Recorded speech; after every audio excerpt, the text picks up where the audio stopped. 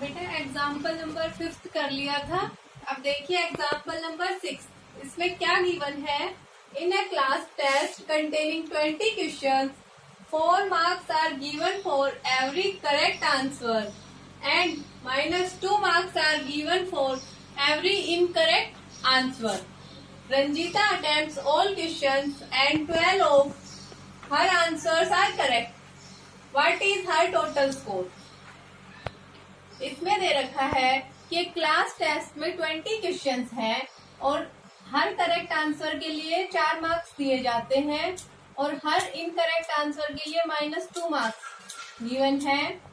तो एक लड़की है रंजीता, उसने सारे क्वेश्चंस अटेम्प्ट किए हैं, उसके 12 क्वेश्चंस करेक्ट हैं और बाकी इनकरेक्ट है। हमें उसका टोटल स्कोर बताना है। तो बेटा हमारे पास क्या गिवन है, marks given for 1 correct answer कितने होंगे, 4 मार्क्स। और रंजीता के कितने करेक्ट हैं, 12। तो marks given for 12 correct answer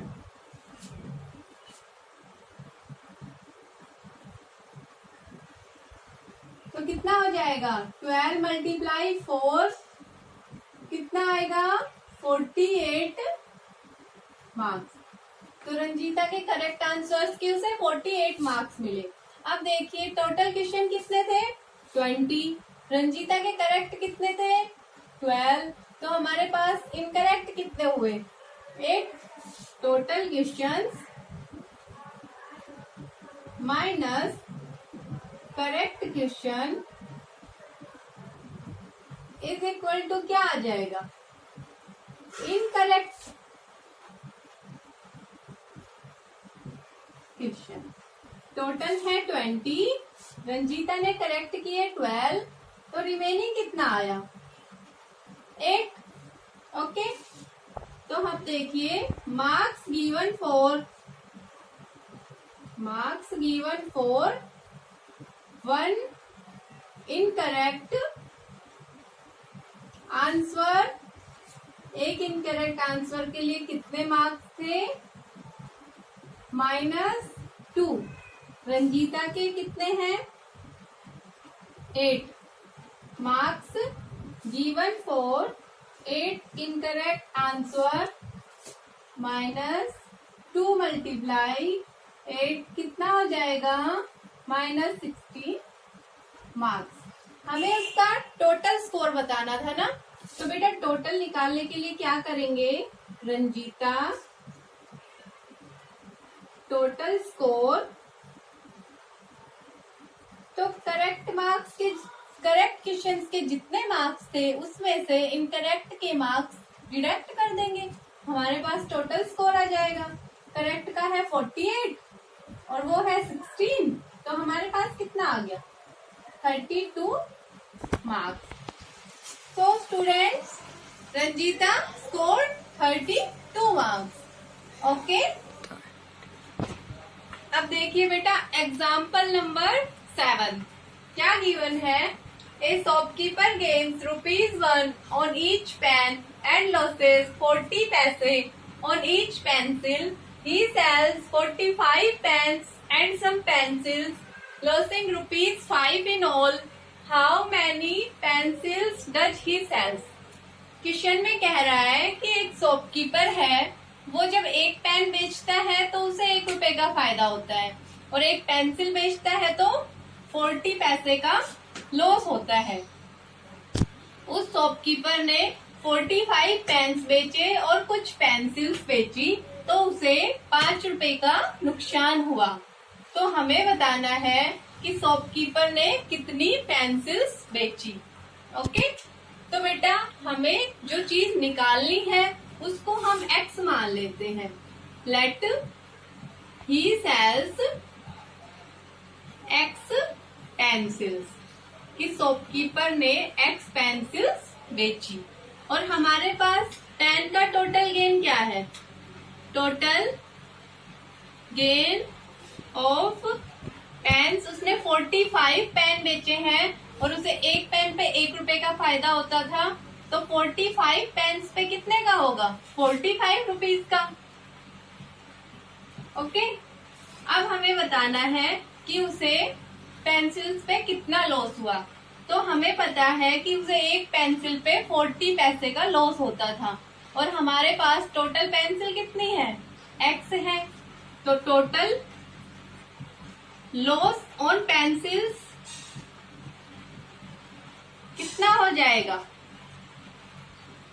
40 पैसे है हमारे पास। तो बेटा 40 को मैं कन्वर्ट करूं, 40 अपॉन 1 रुपए में 100 पैसे होते हैं और इसको x से मल्टीप्लाई करेंगे। ये x से मल्टीप्लाई क्यों किया? क्योंकि मेरे पास टोटल पेंसिल्स कितनी थी? x थी। अब यहाँ पे इसको जब कैंसिल आउट करेंगे हम लोग तो ये क्या आएगा? 2/5x। ये हो जाएगा हमारे पास टोटल लॉस ऑन पेंसिल। हमें पता चल गया कि पेन पे इतना गेन हुआ, पेंसिल पे इतना लॉस हुआ, और दोनों को मिलाकर जब उसने बेचा पेन और पेंसिल्स को, तो उसे कितने का नुकसान हुआ था? 5 रुपए का। तो 45 माइनस 2x/5 और किसका साइन आएगा? माइनस का। क्यों? क्योंकि ये लॉस हुआ है उसको जब उसने पेन और पेंसिल्स को सेल किया। तो अब इसको यहाँ से सोल्व कर लेंगे। इधर रह जाएगा -2x/5 is equal to -5 minus 45। ये क्या बन गया? -50। ये है -2x/5, माइनस से माइनस कैंसिल हो गया, 5 को उधर ले जाए तो ये आ जाएगा 2x is equal to 50, x is equal to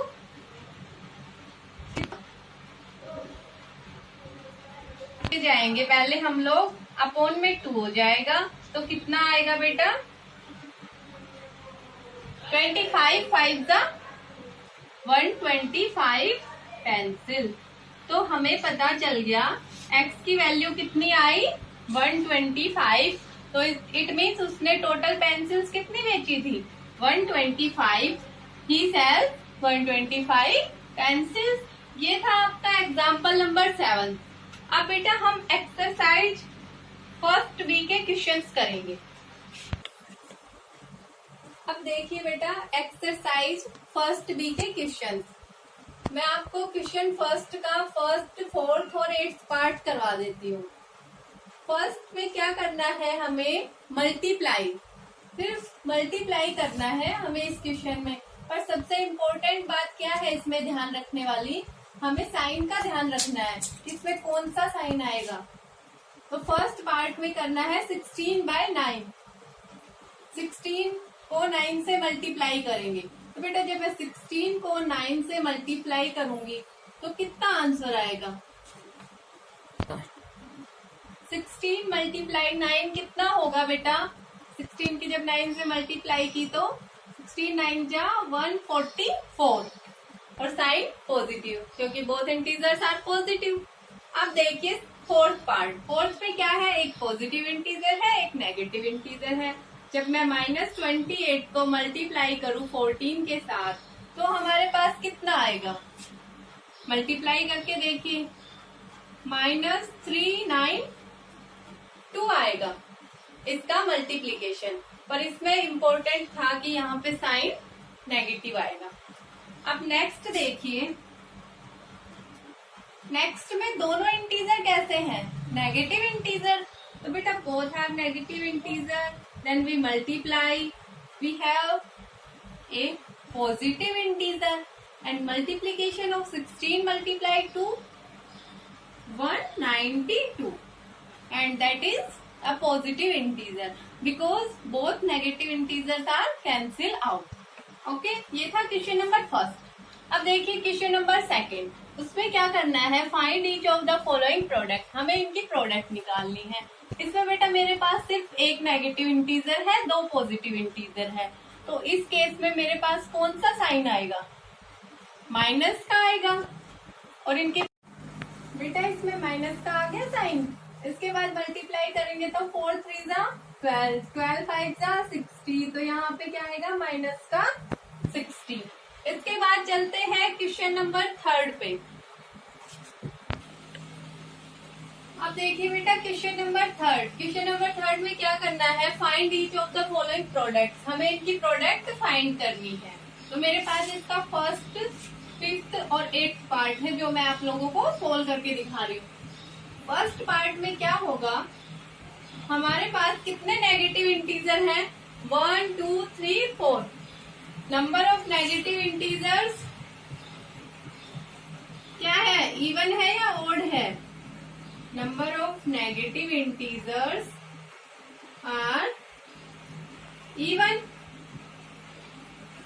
even है ना इंटीजर्स, तो बेटा इवन है तो क्या हो जाएगा हमारे पास, ये यहाँ पे simply 4 multiply 5 multiply 8 multiply 10। No negative integer sign, यहाँ पे कोई नेगेटिव साइन नहीं आएगा क्योंकि ये इवन है। क्या आएगा इसका मल्टीप्लीकेशन, 4 5 जा 20, 28 जा 160 और 10 1600। ओके, अब देखिए फिफ्थ पार्ट इसी का, जो मैंने आपको रिजल्ट्स पढ़ाए थे।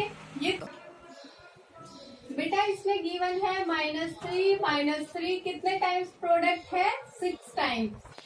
और हमारे पास क्या था, जब किसी नंबर की प्रोडक्ट इवन टाइम्स हो तो यहाँ पे वो नंबर आ जाएगा और उसकी पावर में n आ जाएगा जितने टाइम्स है। अगर यहाँ पे ओड होता तो इसके आगे नेगेटिव का साइन लग जाता, वो मैंने आपको रिजल्ट समझाया था। तो बेटा अब यहाँ पे 3 की पावर 6 को मल्टीप्लाई करेंगे, जब 3 को 6 टाइम्स, तो कितना आएगा हमारे पास 7 2 9, इसकी मल्टीप्लीकेशन आएगी। ओके, ये थोड़ा सा शॉर्टकट है, अगर हम वैसे करें तो ज्यादा लेंथी पड़ता है, इसलिए हमने इस तरीके से कर लिया। अब देखिए 8th पार्ट, 8th में क्या गिवन है, -1 को कितने टाइम्स, 171 टाइम्स। और बेटा 171 इवन होता है या odd, 171 is a odd number, so we have, हमारे पास था कि अगर n ओड होगा तो यहाँ -1 आ जाएगा, अगर n इवन होगा तो 1 आ जाएगा। यहाँ पे आना क्या चाहिए, -1, पर हम लिख लेते हैं number of negative integers, number of negative integers are odd, so -1 multiply -1 multiply up to 171 is equal to 1 multiply 1 up to 171 times. तो ये क्या आएगा, माइनस का 1। ओके, ये था थर्ड